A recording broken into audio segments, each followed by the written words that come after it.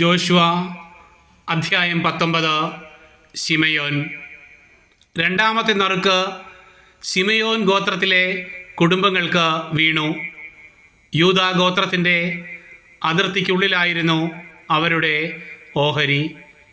അവർക്ക് ലഭിച്ച പ്രദേശങ്ങൾ ഇവയാണ്: ബേർഷെബ, ഷേബ, മൊളാദ, ഹാസർ, ഷൂവാൽ, ബാല, ഏസെ, എത്ലോലാദ്, ബദുൽ, ഹോർമ, സിക്ലാഗ്, ബത്മാർ കബോത്ത്, ഹാസാർ സൂസ, ബദ്ലെവാവോത്ത്, ഷെരുഹെൻ എന്നീ 13 പട്ടണങ്ങളും അവയുടെ ഗ്രാമങ്ങളും, ഐൻ, റിമ്മോൺ, എത്തർ, ആഷാൻ എന്നീ 4 പട്ടണങ്ങളും അവയുടെ ഗ്രാമങ്ങളും, ബാലാദ് ബേർ, നെഗബിലെ റാമ വരെയുള്ള ഈ പട്ടണങ്ങളും അവയുടെ ചുറ്റുമുള്ള ഗ്രാമങ്ങളും ഇതിൽ ഉൾപ്പെടുന്നു.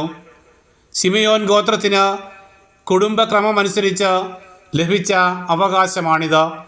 ശിമയോൻ ഗോത്രത്തിൻ്റെ അവകാശം യൂദായുടെ ദേശത്തിൻ്റെ ഒരു ഭാഗമായിരുന്നു. യൂദാ ഗോത്രത്തിൻ്റെ ഓഹരി വളരെ വലുതായിരുന്നതിനാലാണ് അവരുടെ അതിർത്തിക്കുള്ളിൽ ശിമയോൻ ഗോത്രത്തിന് അവകാശം ലഭിച്ചത്.